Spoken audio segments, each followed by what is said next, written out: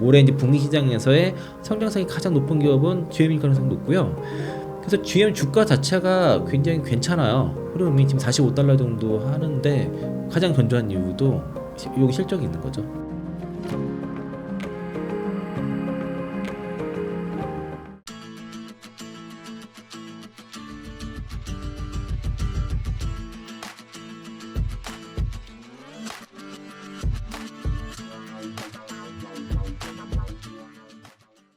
이번에는 실적 발표한 기업들이 있으니까 그 회사 컨컬 위주로 좀 같이 살펴보면서 말씀드리고요. 오늘은 첫 번째는 이제 최근에 실적 발표를 한 게 GM입니다. 올해 연초부터 올해 실적 가이던스를 연간 이제 전기차 판매를 20만 대에서 30만 대 판매하겠다고 했기 때문에 연초에 이제 포스코 퓨처엠부터 해가지고 GM 밸류체인 정보들이 강했거든요. 얼티엄 샌즈 쪽에서 그 밸류체인에 들어가는 업체들이 강했는데 과연 이제 올해 1분기 때 판매가 좀 저조했기 때문에 그런 가이던스가 유지될 수 있는지에 대해서 의문이 있었는데 일단 그걸 유지를 했습니다. 지금 같은 경우에. 그리고 오히려 또 가이던스 상향도 가능하다는 얘기를 좀 하는 상황이고 올해 1분기 같은 경우에는 GM이 영업이익률이 9% 정도 나왔고요. 그리고 이제 전체 자동차 판매는 89만 5천 대. 지금 미국에서 이제 전기차 판매가 16,400대밖에 판매하지 못했습니다. 여기서 이제 이 중에서 얼티엄 세일즈가 이제 9천 대 이상 판매가 됐 상황이고요.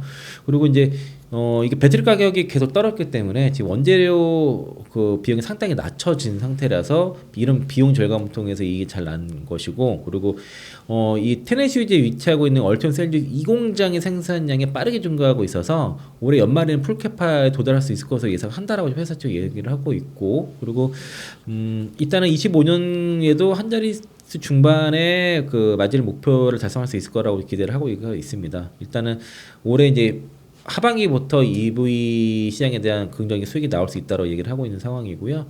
뭐 올해 이제 연간 가이던스 쭉 줬습니다. 영업이익률 8.10% 정도 주고 그리고 이제 이런 가이던스를 줬는데 일단 그 요게 대해서 그 메리츠증권의 그 노어 애널리스트 코멘트를 보면은 결국에는 GM의 그 전기차 사업은 올해 20에 30만 대 목표치를 유지를 하고 여기 이거 추가 더 증가할 수 있다 얘기를 하고 있고요. 그리고 지난 2개분기 동안에 그 얼티엄 셀즈 양산 수율 개선이 됐고 여기 배틀 모듈 생산량도 그 300% 증가했다는 겁니다. 그리고 또 이제 1분기에는 그 전기차 인도량이 이제 연간으로 21% 증가를 한 상태인데 이게 이제 그 최근에 리튬 가격이라는 원재료 가격이 하락이 되고 공정의 효율성 증대로 인해서 상당히 지금 생산 비용 절감을 지금 하고 있는 거고요.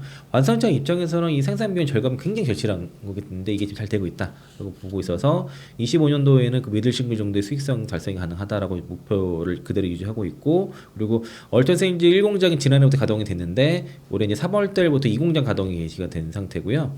그리고 이제 올해 신차 출시는 이코넥스랑 그리고 뭐 그 여기 시에라라든가 뭐 실버라도 뭐 이런 등등의 이제 전기차들이 나올 것이고 그리고 이 볼트가 단종이었는데 이게 다시 25년도에 그 새로운 볼트 EV로 좀 출시가 될 예정입니다. 이게 이제 LFPD를 탑재한 얘기가 있는데 이때는 엔솔 걸 쓰게 될 거예요. 그래서 국내 기업들의 영향에 대해서는 어쨌든 배터리 셀에서는 엔솔, 양극재 쪽에서는 포스코 퓨처엠과 LG화학인데 LG화학과 코스모 힌소재는 같이 보셔야 돼요. 왜냐면은 단결재 양극재가 결국 얼티엄 셀즈 쪽에 들어가거든요. 근데 요게 이제 대입경은 LG화학 소입경 코스모 흰소재가 해서 코스모가 LG화학제 소입경을 납품을 하면 이거를 이제 믹싱을 해가지고 엔솔과 이제 GM 쪽에 납품하는 게 이제 LG화학이니까 그래서 같이 여기 이제 양극재는 포스코 퓨처, LG와 코스모 흰소재 이렇게 들어갈 것이고요. 전액 쪽에서 NKM이 사실 독점을 하고 있습니다. 여기다 이제 중고 업체를 대체를 해가지고 지금 실제 지금 납품이 진행되고 있고 뭐 분리막은 이제 LG화학 도레이 합작을 하고 있으니까 여기인 것 같고요. 나머지들은 이제 동박 쪽에서는 롯데에너지, 머티리얼즈, 솔루스 첨단 소재 국내 업체들이 들어갈 것인데 이거 대만 창춘도 있어요. 이게 두 개 포함되고. 그리고 이 이제 그 얼티엄 셀즈가 고객사에게 보장한 마진율은 그 하이싱글이라고 그렇게 얘기를 하고 있고요. 그리고 이제 그 영업 그 변수에 따른 보상 수치에 따른 안정적 마진 창출도 가능하다라고 얘기를 하고 있고 그리고 그 GM이 이제 그 LFP 연구를 좀 연구를 하고 있습니다. 그 LFP 그 배터리를 좀 개발을 하려고 하고 있어서 요게 또 여기서 같이 진행이 되는데 요 그래프를 보시면 이거는 현대차 증권 거거든요. 이 얼티엄 셀즈 플랫폼 차량의 그 위브 판매량이 계속 증가하고 있는데 이게 그런 추이예요. 이게 그래서 2020 그 지난해 7월에서 이제 9월 살 좀 떨어졌다가 다시 이제 올해 지난 연말부터 쫙 올라오고 있죠. 지금 이번에 3월달에 역대 최고치를 찍었습니다. 이게 더 크게 올라간다는 거죠. 그러니까 이제 앞에 보시면 여기 1분기 때 16,400대 팔았는데 연간 20에서 30만 대 판다는 거잖아요. 지금 판매 목표가. 그러면은 여기 이게 쫙 올라가면은 여기에 대한 수혜들은 여기 포함된 기업들은 이 얼트에서 이제 수혜가 굉장히 클 수 있다는 거예요. 그래서 GM에 대한 밸류 체인을 잘 봐야 된다. GM과 엔솔 밸류 체인을 잘 봐라라는 게 그런 이유입니다. 올해 이제 북미 시장에서의 성장성이 가장 높은 기업은 GM일 가능성이 높고요. 그래서 GM 주가 자체가 굉장히 괜찮아요. 흐름이 지금 45달러 정도 하는데 가장 견조한 이유도 여기 실적이 있는 거죠. 그 다음에 테슬라인데요. 테슬라 쪽은 뭐 얘기가 많은데 여기 이것도 메리츠증권에서 나온 자료를 지금 인용을 하면 뭐 다른 것보다도 우리가 좀 체크해야 될 거는 일론 머스크가 EV 시장에 대한 가이던스를 얘기를 했는데 향후 이제 전기차는 궁극적으로 시장을 지배할 것이라 얘기를 했고, 그리고 다른 전통 자동차 회사들이 하이브리드라든가 이런 출시를 하고 EV에 대한 전략 변화에 대해서는 올바른 전략이 아니다라고 좀 일침을 놨습니다. 그리고 이제 가장 시장에서 기대하는 게 이제 그 모델 2 저가 자동차 같은 경우도 이거를 이제 25년에 최대한 빨리 출시를 하겠다라고 얘기를 한 상황이고요. 그리고 이제 이런 이제 원가라든가 그 가격 경쟁을 가진 그런 이제 신규 차량을 만들겠다고 하는 것이고, 그러니까 모델 2를 출시하게 되면은 향후에 이제 전체 그 전기차 생산을 300만 대 규모로 확보하겠다라고 얘기를 했고, 그리고 이제 테슬라 같은 경우에는 이제 4680 몬터리 배터리를 지금 그 자체 그 내재화를 하려고 하는데, 여기서는 뭐 원가 생산도 많이 낮추고 하겠다 하지만은 사실 전국을 이제 엔솔한테 주문한다는 그런 뉴스도 있었던 것처럼 내재화는 쉽지 않을 겁니다. 그래서 사실상 이제 어려운 전국 쪽은 엔솔 쪽에 의존을 하고 뒤에 이제 활성화 공정 후공정 정도만 진행하는 게 아닌가라고 좀 예상을 하고 있고요.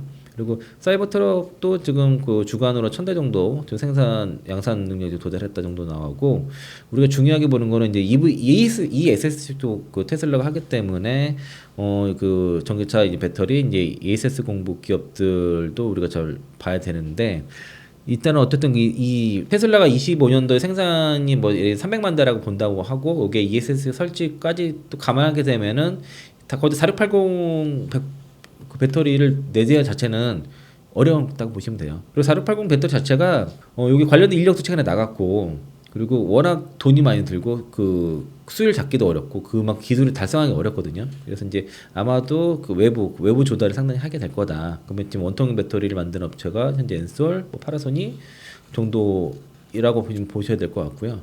그리고 파나소닉 좀 느리니까 이제 삼성 SDI가 들어갈지 안 갈지 모르겠지만은 일단 엔솔에 대한 의존도가 좀 높아질 거다라고 판단을 하고 있고, 그리고 그 엔솔이 지금 그 올해 8월달에 오창 공장에서 이제 그 4680 원통형 배터리를 양산이 들어가거든요. 약 9기가 뜻이 들어가고, 그리고 이제 애리조나에서는 4680 ESS용 그 전지를 또 양산을 하게 됩니다. 결국에는 이제 엔솔이 그 테슬라의 그 메가팩에도 그 ESS 쪽에도 들어가게 될 거예요.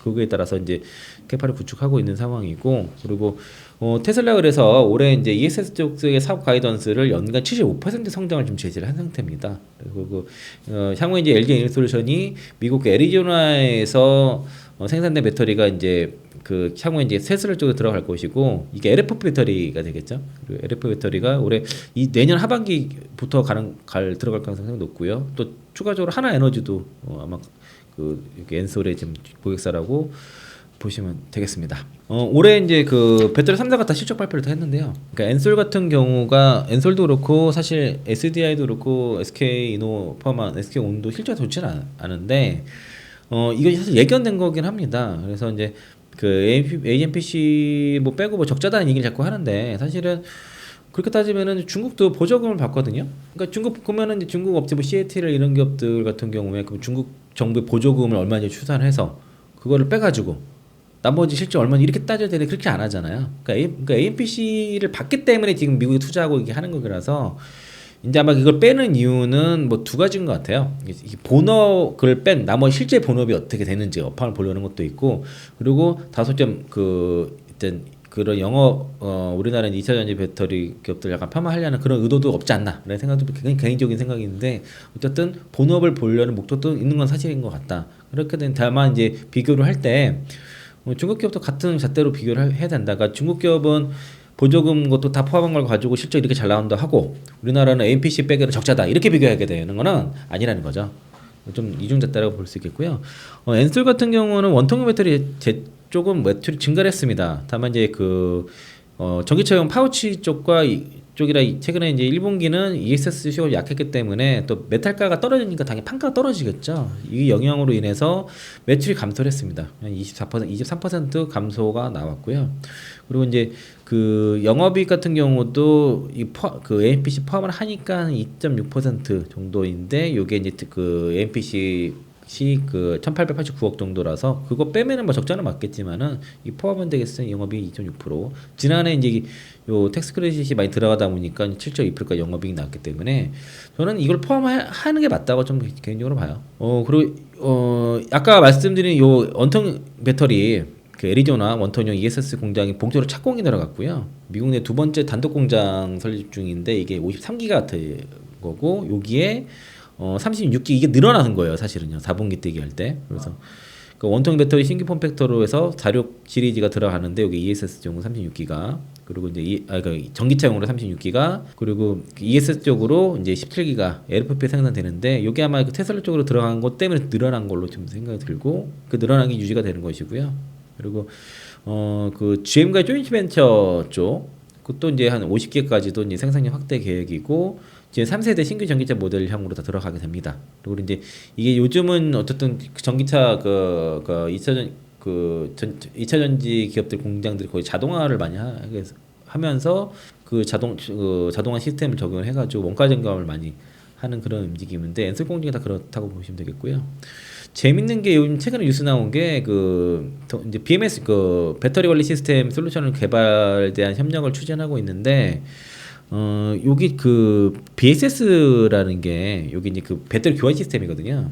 그래서 이제 이륜차 쪽에 이렇게 교환하는 시스템을 좀 신규 사업을 하고 있습니다. 그래서 요게 좀 재밌어요. 그래서 일단은 서울 지역에 그 200대 스테이션을 설치를 완료를 했고 2025년까지 1000대까지 확대할 계획이라고 하고요. 막 요게 된다고 하면은 뭐 국내뿐만 아니라 저기 그 동남아까지도 이렇게 진출할 수 있는 그런 게 될 수 있거든요. 그것도 가능성이 좀 있다고 볼 수 있겠고 이를 통해서 이제 배터리 주행에 대한 데이터를 확보를 하고 안전진단 기술을 통해서 스테이션이라든가 배터리를 실시간 관리하는 것까지도 이제 이게 사업에 대한 본격화가 되는 겁니다. 그래서 이제 배터리 관리 시스템에 대해서 협력도 추진하고 그리고 이 BSS 사업도 지금 본격화가 지금 진행이 되는데 여기 뉴스가 좀 나오고 있고요. 그리고 이제 그 서플라이 체인과 그 재원 마련에 대해서는 지금 그 LFP 양극재 장급 공급 계약이 체결됐고 그리고 향후에 이제 그 운영의 16만 톤에 대해서는 이제 그 전기차랑 그 ESS용 활용이 되는데 이게 어디 건지는 아직 확인 못했어요.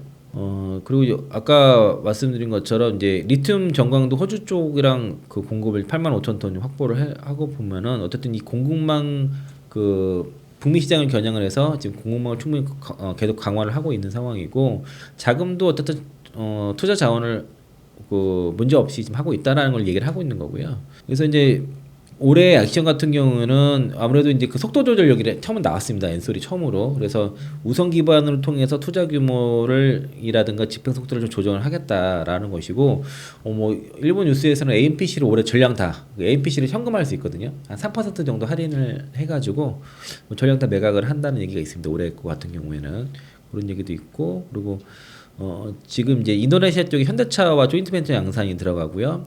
캐나다 쪽에서는 스텔란티스랑 조인트 벤처 가동이 지금 들어가면서 글로벌 생산 거점을 다각화하고 올해부터 원통형 배터리 46 시리즈가 지금 양산이 시작이 됩니다. 그리고 이제 ESS LFP로 된 ESS 공급도 올해부터 확대가 된다고 지금 보시면 좋을 것 같고, 삼성 SDI 같은 경우는 실적이 제일 견조했어요. 영업이 그 에비타 마진이 14.2% 1분기에 나왔는데 요게 이제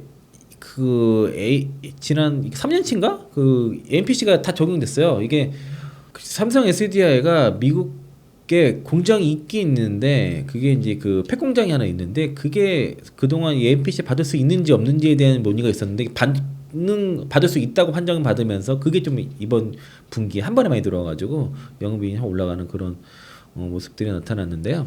1분기 같은 경우에는 어쨌든 그 전방 수요 둔화 불구하고도 수익성이 잘 나온 게 이런 그 P6 라든가 그 P5 확판 쪽에서의 그 미주양 공급이 개시가 되면서 어쨌든 비싼 제품들, 고부 가치 제품들의 판매가 많이 늘었기 때문이고, 요 MPC 인식이 됐습니다, 이게. 그러면서 이제 매출이라든가 이익이 증가를 한 것으로 보여지고, ESS 쪽은 다소 좀 비수기였다라고 보시면 되겠고, 2분기에는 그 P3 확장 판매를 통해서 그 수익성 유지된다는 것이고요.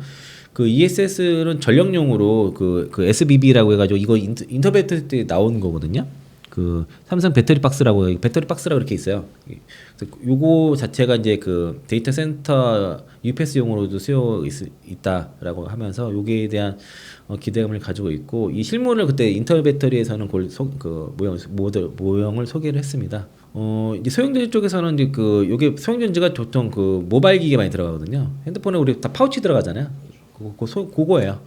그게 이제 비수기여가지고 매출을 감소했지만은 어떤 수익성 자체는 개선이 됐다라는 것이고, 그 주로 이제 플러그십 모델에 많이 지금 잘 들어갔다고 해서 그쪽 스마트폰이 잘 팔렸다고 합니다. 그리고 이제 이게 어쨌든 2분기도 그 장기 공급 계약을 통해서 수익성 안정화를 취한다는 것이고요. 인도라든가 동남아 쪽으로 좀 진출할 것 같아요. 그래서 이제 여기 스쿠터용으로도 좀 그 소형 전지가 좀 들어갈 것이고, 아까 엔솔 같은 경우는 배터리 스테이션을 통해서 그 전기 바이크 하는데, 이게 동남아 쪽에서는 거의 오토바이 같은 이런 바이크 많이 타지 않습니까? 거기에 대한 그 소형 전지가 이제 필요하는데, 거기 시장을 지금 조기 진입을 하겠다는 것이고, 그리고 468그 원통형 배터리에 대해서도 신규 고객 확보라든가 양산을 준비를 지속하겠다는 것입니다. SK온이 이제 이번에도 그 실적이 안 좋았는데 좀 눈에 띄는 거는 수주잔 겁니다. 지난해 말에, 그러니까 2022년도 연말만 해도 300조 정도로 얘기했었어요. 290조에서 400조 플러스 알파로 얘기를 하고 있는데, 그렇게 되면 2016년 기준으로 해서 최근까지 지난해 말까지 연평균 67% 성장이 나온 거고요. 지금 400조 넘었다는 게 엔솔이 500조가 넘었어요. 거의 엔솔이 육박하게 그 한 100조 수준 정도밖에 차이가 안 나는 거죠. 그 전에 그 엔솔하고는 차이 수장 꽤 많이 났는데, 굉장히 SK온이 수장가 많이 늘었는데, 그만큼 늘은 만큼 생산도 많이 해야 되고 캐파 소재 많이 해야 되는데, 그런 자금이 좀 이제 부족하다고 좀 그 시장에서 이렇게 보는 것 같고요. 지금 그 라인 최적화라든가 이걸 통해서 중장기 이제 글로벌 전 생산 설비가 가동률이 상승했는데, 이때 컨콜량을 들어보니까 전 법인이 다 90% 넘었다. 수율이 더 넘었다라고 좀 하고 있고, 그래서 증서 실점에 대해서도 탄력적으로 대응을 하겠다라고 얘기를 좀 하고 있고, 그리고 배터리 쪽만 계속 얘기를 한다 그러면은 어쨌든 1분기 같은 경우는 판가 하락이라든가 고객사 재고 조정으로 인해서 판매 물량이 감소했기 때문에 그 매출이라든가 매출이 줄어들고 영업 손실이 확대가 된 겁니다. 그러니까 매출이 줄어들면 어떤 일이 벌어지냐면은 APC 수량이 적어지죠. 그러니까 그만큼 수익성도 떨어질 수밖에 없는 거예요. 매출이 떨어지면은. 그리고 올해 2분기 때는 어쨌든 그 고객사들의 재고 확보의 수요가 나타날 것이고, 또 라이더 최적화 운영을 통해서 지금 전체적으로 좀 수출하량의 증가가 예상이 되고, 그리고 이제 캐파 증설 시 탄력적으로 조정을 하면서 수익성 개선이 될 거라고 좀 보고 있습니다. 그래서 하반기에는 흑자 전환 되지 않겠냐. 그러니까 SK온이 분기 흑자 전환 시점부터는 주가 탄력성이 굉장히 붙을 가능성이 높기 때문에 계속 잘 지켜보시는 게 좋을 것 같고요. 그리고 이 배터리 생산 능력 같은 경우도 지금 한국, 유럽, 미국, 중국 쪽에 캐파가 쭉 있는데, 올해 25년까지 거의 199기가와트치 플러스 알파가 되게 될 것이고요. 특히 이제 북미 쪽에서는 55기가와트시까지 일단은 구축이 됩니다. 그 25년도에 현재 22기가 정도 되는데, 이제 25년도 확 늘어나게 될 것이고, 유럽이라든가 중국 쪽도 늘어나요. 그래서 이것도 이제 메리츠 걸 가져왔고요. 그 컨퍼런스 콜 정리한 걸 내용을 보면은 여기 Q&A만 제가 갖고 왔어요. Q&A만. 그래서 이제 그 1분기 수익성 하락 원인과 하반기 영업 흑자 달성에 대한 근거라든가 자금 조달 방안에서 얘기를 했는데, 1분기는 뭐 어쨌든 고객사가 재고 조정했기 때문에 수익성이 악화됐다라는 것이고, 그 재고 조정 끝나면은 출하량 증가하고, 그렇게 되면 APC 증가하니까 또 이제 신차 라이프도 확대가 되기 때문에 환경도 좋아진다라고 얘기를 한 겁니다. 그러니까 출하량 증가하면 당연히 APC가 증가하면 수익성이 좋아지겠죠. 이거는 이제 그 APC를 받기 때문에 출하량이 늘어날수록 이익성은 확연히 좋아지는 구조입니다. 지금 북미 시장에서 그렇고요. 그리고 일단 그 라인을 효율적으로 하면서 어떤 비용을 선제적으로 굉장히 그 개선을 하고 있고 또 이제 하반기에는 어쨌든 미국 고객사들의 물량 확대되면은 당연히 APC 증가된다. 그러면서 이제 하반기에는 BEP 맞을 수 있다라고 좀 목표를 보고 있고 그리고 지금 그 자금 조달 자체는 뭐 노이즈가 있지만 포드라든가 포드 합작과 그 북미 그 조인트 벤처 쪽이 큰데 일단은 그 북미 같은 그 이제 포드 쪽에서는 대체로 이제 자금을 거의 다 확보를 했다고 얘기를 하고 있고요. 그리고 그 북미 현대 쪽 북미 조인트 벤처 같은 경우에는 파트너사랑 그러니까 현대가 돈을 좀 대주고 대여금 대주고 또 외부 파이낸셜도 일부 검토하는 걸로 얘기를 하고 있고요. 그리고 이제 여기도 마찬가지로 APC 유동화를 지금 검토를 하고 있습니다. 그러니까 엔솔도 지금 돈이 급하니까 일단 좀 자산 그 APC 유동화를 좀 하고 있어서 여러 가지 옵션을 검토 중에 있고 또 가장 얘기가 노이즈가 많은 게 포드의 그 F150점 물량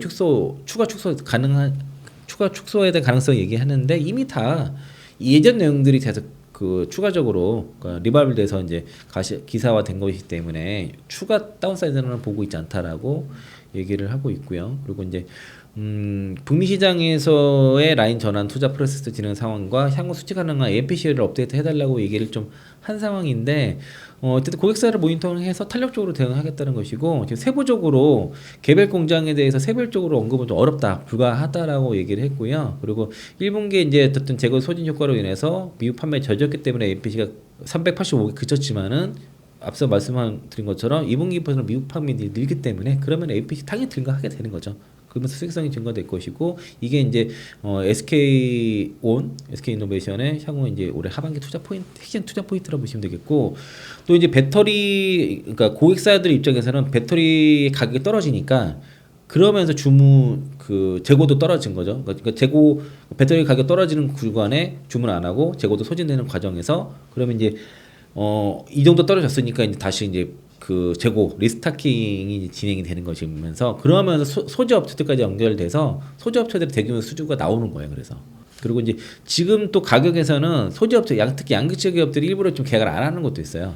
지금 네 너무 낮으니까 어느 정도 올라간 다음에 하려고 지금 스팟으로만 대응을 하고 그러니까 당연히 안 좋죠. 장기 공급 계약을 좀 더 미루려고 하는 그런 움직임이 좀 있고 그리고 올해 하반기에는 어쨌든 신차가 되고 나오는데 그 아이언 5라든가 뭐 그 포드의 그 트랜짓 커스텀이라든가 아우디의 그 Q6 이트론 그리고 내년에는 포드 익스플로러라든가 또 이제 그 현대의 아이언 6 폴스타 5도 내년에 나옵니다. 그래서 이제 이런 신차들이 나올 경우에는 어쨌든 배터리 수요가 촉진될 수 있다라고 좀 보는 것이고 인상적인 거는 그 헝가리 상공장과 중국 옌칭 공장 현황에 대해서 얘기를 했는데 지금 1분기에 저는 그 인상적이었던 게 전 법인의 수익이 90% 초중반을 기록했다는 거예요. 그래서 이제 예전 같은 경우에는 APC를 받기 전에는 수율이 안 나와서 저가가 나는 상황이 벌어졌는데 지금 그 수율이 완전히 다 잡혔다는 겁니다. 그렇게 되면은 생산만 정상적으로 되고 다 수율이 안정화됐으니까 그리고 그러면서 APC를 받게 됐을 때는 이게 그 성장이 가파르게 올라갈 수 있다. 그러니까 그런 준비는 된 거고요. 그래서 이제 제가 비유를 하자면은 강속구 투수가 그동안 강속구는 던졌는데 컨트롤이 안 됐었는데 컨트롤 잡히면 되게 무서운 투수가 되겠죠. 그런 몸 상태를 만들어졌다라고 보시면 되겠고 이제 실제적으로 이제 그 계속 경험을 통해서 이제 그 경기에 나가서 이제 승수를 쌓는 일만 남았다라고 좀 볼 수 있겠습니다. 그러니까 SK그룹 자체가 지금 자금 압박을 받는 건 사실인 것 같아요. 그리고 SK온도 그걸 마찬가지라서 이 고비를 어떻게 잘 넘기는지가 중요한데 그래서 이제 그 조인트 벤처 같은 경우는 그 협력사로부터 이제 차입을 받고라든가 여러 가지 자산 유동화라든가 특히 AMPC 같은 경우는 그런 유동화 필요할 것이고 그래서 SK 그룹 자체가 비핵심 자산을 자꾸 정리를 하려고 그러거든요. 그러니까 이제 SK온뿐만 아니라 뭐 SKC도 그렇고 SKIT도 그렇고 지금 전체적으로 S그룹 전체가 지금 좀 다소 자금의 어려움이 있는 건 사실인데 SK온 같은 경우도 어쨌든 그런 400조 이상의 그 수주잔고를 가지고 있으면서 그러면서 이제 그걸 바탕으로 해서 이제 채권 발행도 하고 있으니까 요거는 이제 SK온에서 어떻게 이제 자금 조달하는 거를 잘 하는지가 지금 관건인 것 같고요. 이 고비만 잘 넘어간다 그러면은 향후에 실적 급성장은 보장된 거라고 보시면 되겠고, 다만 이제 투자 관점에서는 SK이노를 지금 계속 투자할 것이냐, 아니면은 어차피 상장을 해야 되기 때문에 SK온 상장을 하고 나서 그 상장사를 기다리는 게 맞냐고 봤을 때는 대체로 반반인 것 같은데, 가급적이면은 SK온을 직접 투자해서 가는 게 보다도 그건 참고로만 보시고 세름 엔솔이라든가 SDI 위주로 보시고 SK이노베이션은 좀 두고 나중에 차후에 상장되면 SK온 상장되면 그때 투자하시는 게 더 바람직할 거로 보고 있습니다.